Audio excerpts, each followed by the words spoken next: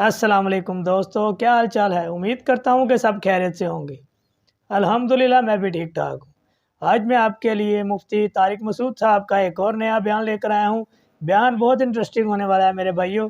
بیان دیکھنے سے پہلے میرا یوٹیوب چینل سبسکرائب کر لیں اور بیل آئیکن کو دبا لیں کہ ہر آنے والا نیا بیان آپ تک پہنچ سکے۔ آئیے چلتے ہیں بیان کی طرف۔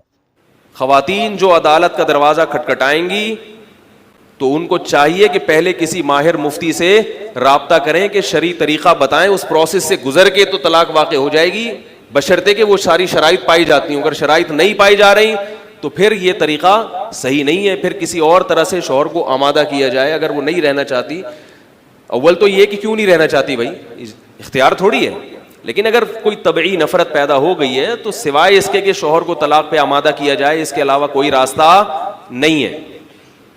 تو بہت زیادہ یہ خلا کی ڈگریاں ہو رہی ہیں اور گھر ٹوٹ رہے ہیں، اور یہ اس سے ہمارا فیملی سسٹم تباہی کی طرف۔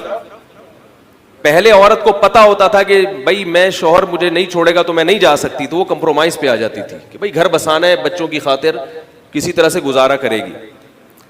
اس پہ اب لوگ ایک سوال پوچھتے ہیں، پھر مظلوم عورت کہاں جائے؟ مظلوم عورت کہاں جائے؟ تو میں ان کا جواب دیتا ہوں کہ پھر مظلوم مرد کہاں جائے؟ یعنی آپ یہ تو دیکھ رہے ہیں کہ اگر ایک عورت پہ ظلم ہو رہا ہے وہ بیچاری کیا کرے گی؟ تو اگر ہم عورتوں کو اس طرح اختیار دے دیں تو جس عورت پہ ظلم نہیں ہوا اس کی بیوی کا اس سے نکاح سے نکل جانا اس مرد پہ ظلم ہے یا نہیں ہے؟ تو ایسے جہاں عورت پہ ظلم ہوتا ہے ایسے تو مردوں پہ بھی ظلم ہوتے ہیں۔ اس پر لوگ سوال پوچھتے ہیں، پھر سوال در سوال یہ موضوع پورا چینج ہو جائے گا، یہ ایک الگ سے میں اس پر بات کروں گا انشاءاللہ۔ کہ کچھ دن پہلے ایک صاحب سے میری لمبی بحث ہوئی اس مسئلے پر، وہ کہہ رہے ہیں بھائی یہ کیا بات ہے، اسلام نے مرد کو طلاق کا اختیار دیا ہے، عورت پہ تو ظلم ہے یہ۔ تو آج کل نئے نئے فتنے بہت پیدا ہو رہے ہیں، آپ کو شریعت کا حکم سمجھ میں آئے یا نہ آئے، ہے بہرحال یہی حکم۔ وہ الگ بات ہے اس میں حکمت کیا ہے، اس میں مصلحت کیا ہے، ہر حکم کی حکمت اور مصلحت سمجھ میں آنا ضروری نہیں ہے۔ اللہ تعالیٰ نے طلاق کا اختیار صرف اور صرف کس کو دیا ہے؟ شوہر کو دیا ہے۔ شادی مرضی سے ہوگی، آپ عورت کی زبردستی شادی نہیں کرا سکتے، لیکن جب ایک دفعہ اس نے قبول ہے بول دیا،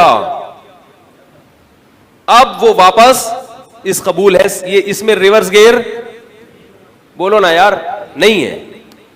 خوش ہو جاؤ، ایک ہی چیز کا ہے جو اللہ نے کنٹرول دیا ہے۔ جہاں عورتوں پہ ظلم ہوتا ہے وہاں مردوں پہ بھی ظلم ہوتا ہے۔ میں کئی لوگوں کو جانتا ہوں ان کی بیویوں نے عدالت سے خلا لے لیا حالانکہ وہ حقوق پورے ادا کر رہے تھے، خلا لیا اور بچے لے کے غائب۔ اب وہ مرد بستر پہ تڑپ رہے ہیں، راتوں کی نیندیں حرام ہو گئی، ان کو اپنے بچے یاد آتے ہیں۔ یہ بھی تو ظلم ہے۔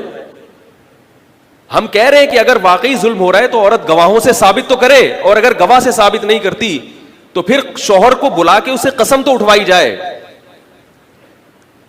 لوگ کہتے ہیں ہو سکتا ہے وہ جھوٹی قسم اٹھا لے، تو ہو سکتا ہے وہ جھوٹے گواہ پیش کر دے۔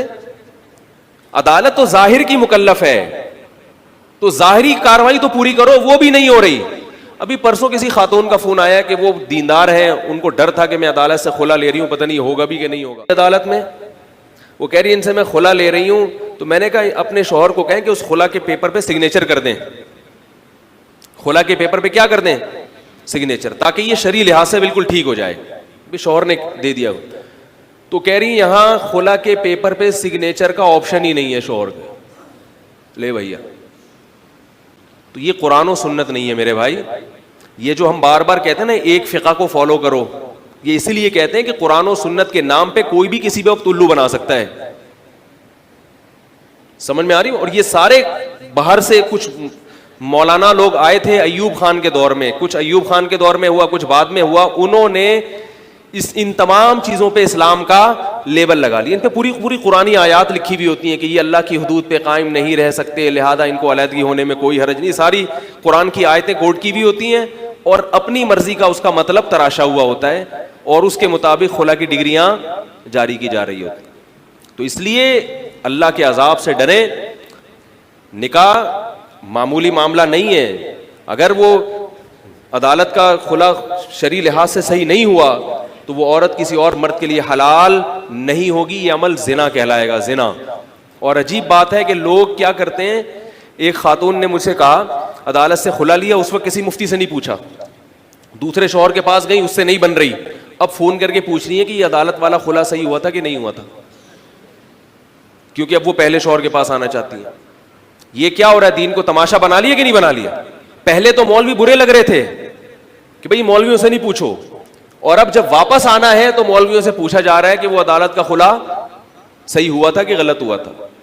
یہ تماشا بنایا جا رہا ہے دین کو. کچھ پتہ نہیں, جیسے عدالت جو کہی جا رہی ہے وہ اس کے اوپر اوکے. میرے بھائیو, اللہ سے ڈرو. اگر آپ نے کھلا لینا ہی ہے تو آپ کو اتنے ہی مسئلے ہیں تو آپ اس سے رابطہ کر کے کسی طریقے سے جیسے مرضی تو منا لیں. ایسے ہی کھلے کی ڈگریاں لے ہی جانا اور آگے نکاح کرتے رہنا, تو یہ قیامت والے دن اس کا جواب دینا ہوگا. پھر کیسے جواب دیں گے؟ دنیا میں تو عیاشی کر لی, چلیں دنیا میں کھلا لے کے اور زندگی انجوائے کر لی, نئی جگہ شادی کر لی جی, وہ مارتا تھا پیٹتا تھا, بہت بری طرح رکھتا تھا, آگے جگہ نکاح کر لیا, وہاں بہت اچھی بہت خوشحال زندگی گزار لی.